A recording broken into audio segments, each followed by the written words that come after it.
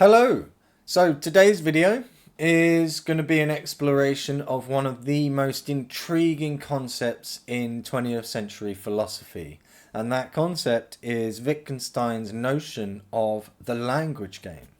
So before we dive into the concept, let me briefly introduce Ludwig Wittgenstein himself, because the man behind the idea is important, and it provides some context to what we're going to talk about, and it's interesting. So Wittgenstein was an Austrian philosopher, and he was considered to be one of the most important and indeed influential thinkers of the 20th century. His contributions spanned two distinct phases of his intellectual career, the early and the later Wittgenstein. In his early work, Wittgenstein was primarily concerned with the relationship between language and reality. He sought to find a logical structure underlying language that could depict the world accurately in a way that's almost mathematical. In his early works, he famously wrote, "The limits of my language mean the limits of my world." And at this stage, he saw of his sort of intellectual career, he saw language as a sort of precise tool for representing the facts about the world. But over time, his thinking evolved, and with that, he grew dissatisfied with this rigid, logical picture of language. And he came to realize that language is actually far more fluid and complex than his early work had suggested. And this brings us to his later philosophy, which was captured in a work of his that wasn't actually published until after his death, and which is called the Philosophical Investigations.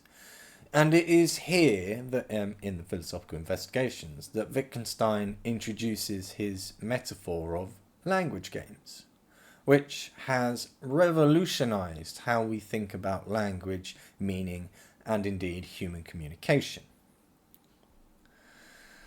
So what is this idea of a language game?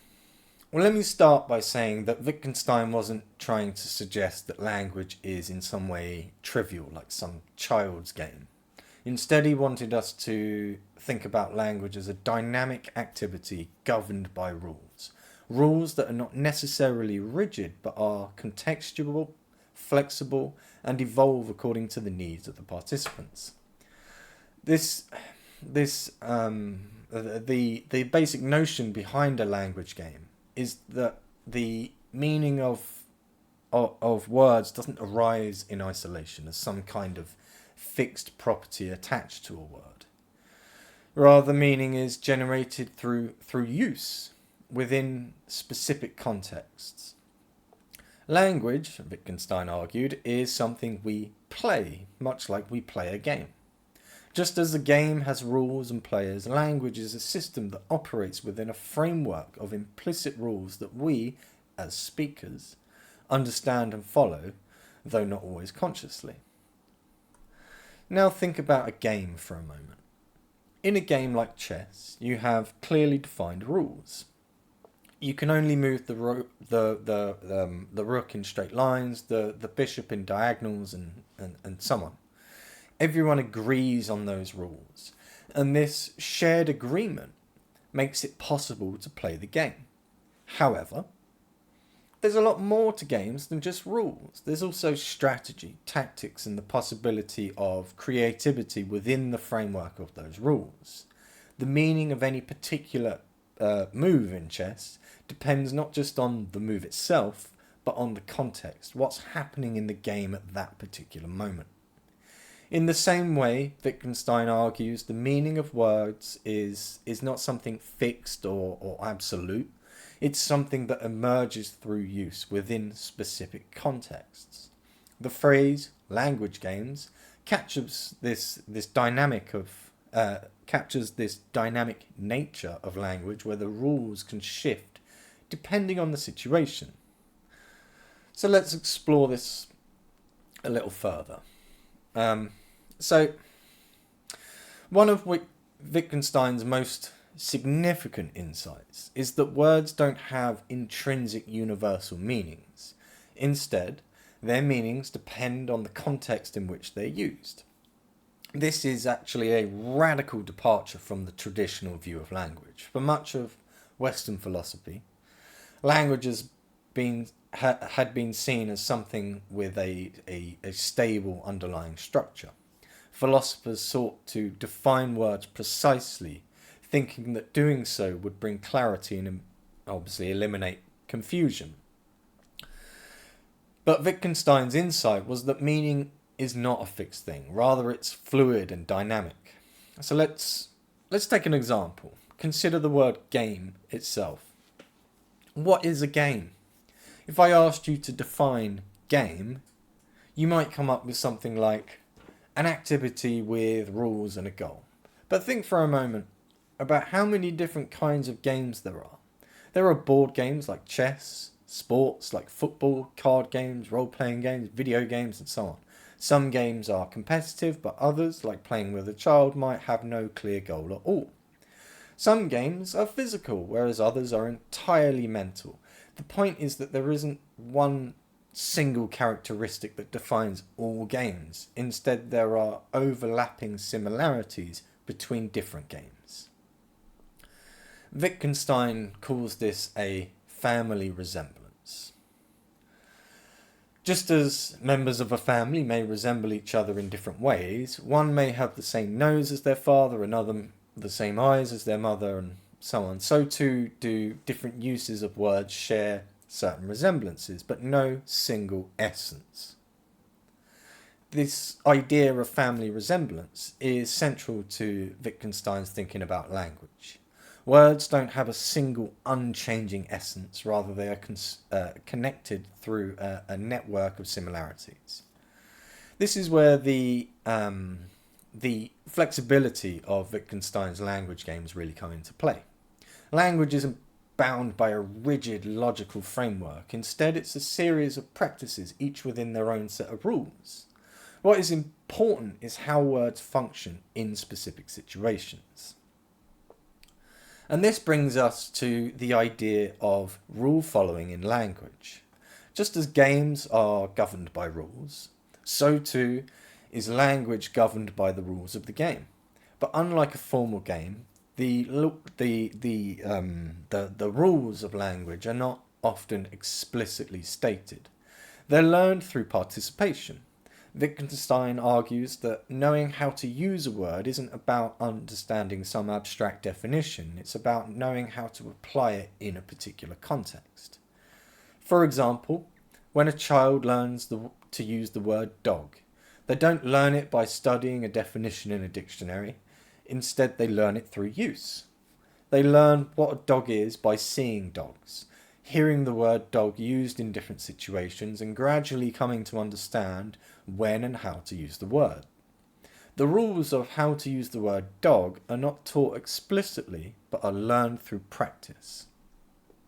And here's where Wittgenstein makes another crucial point. To follow the rules of a language game, we need to be part of a shared form of life. That is, we need to share certain background practices and understandings. Language doesn't exist in a vacuum. It is rooted in the forms of life we engage in as human beings. We all participate in certain activities, practices, and forms of social life that makes communication possible. Wittgenstein's notion of forms of life is critical to understanding his later philosophy. A form of life refers to the shared cultural, social, and practical context in which language is embedded. It's the backdrop against which language games are played, essentially. For example, consider the difference between scientific language and everyday language. Scientific language operates according to very specific rules and standards of precision. When scientists talk about mass, they are referring to something very precise and measurable. But in everyday language, when we talk about something being massive, we're using the word in a more flexible way. We might say, that's a massive problem, referring to its significance, not its physical mass. The point is that different language games operate within different forms of life. The scientific community has its own language game, with its own rules, just as religious communities, legal systems, or casual conversations have their own set of rules. Each of these forms of life provides a context in which language has meaning. Wittgenstein's idea of language games has far-reaching implications for many areas of thought. In philosophy, Wittgenstein's insights challenge the idea that philosophical problems can be solved by discovering the true meaning of words. Instead, Wittgenstein suggests that many philosophical problems arise because we misunderstand how language works. We become confused by the abstract universal definitions of words and overlook the fact that the words gain their meaning from their use in specific contexts. Philosophical problems, according to Wittgenstein, are often the result of trying to impose a single rigid framework on something as fluid as language.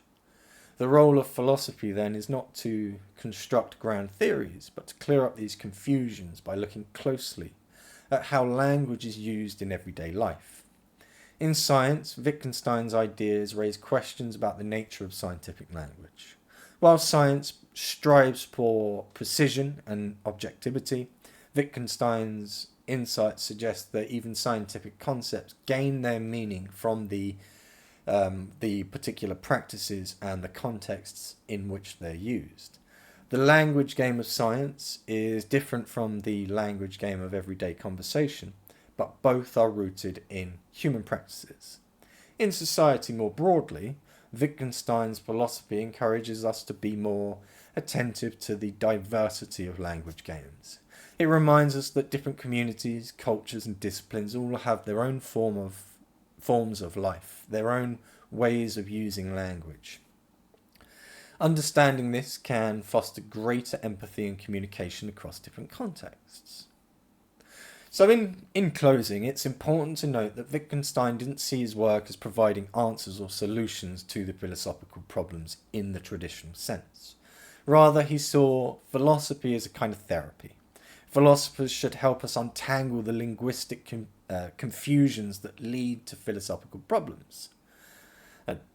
By paying close attention to how language is actually used in everyday life, we can dissolve many of the problems that have perplexed philosophers for centuries. Wittgenstein's language games offer a powerful framework for understanding the complexities of life, of language, of meaning, and human interaction. They remind us that language is not a rigid system, but a dynamic, evolving activity, one that's deeply embedded in the practices and forms of life that make up our human existence. So that is a brief look at Wittgenstein's concept of language games, and it's one that's had profound implications on all of philosophy and many other fields, and it is one that continues to be discussed and debated and refined and so on and so forth. So it's a very, very interesting topic that's right out there on the edge of what we can understand. So that was, as I say, in a nutshell, that was Wittgenstein's language games. So before I go, I'd like to ask you to do all the YouTubey things, like, subscribe and all of that good stuff. Maybe share the video around, and if you think I've misunderstood Wittgenstein's language games or have said something you disagree with, or the other way, I've said something you agree with, whatever, I would love to hear from you. So jump in the comments. Let's get a conversation going, because at its core, that's one of the many benefits of philosophy, is it opens opens the doors to some really interesting discussions. So, thank you very much for watching. I very much appreciate your time, and I hope you have a wonderful day.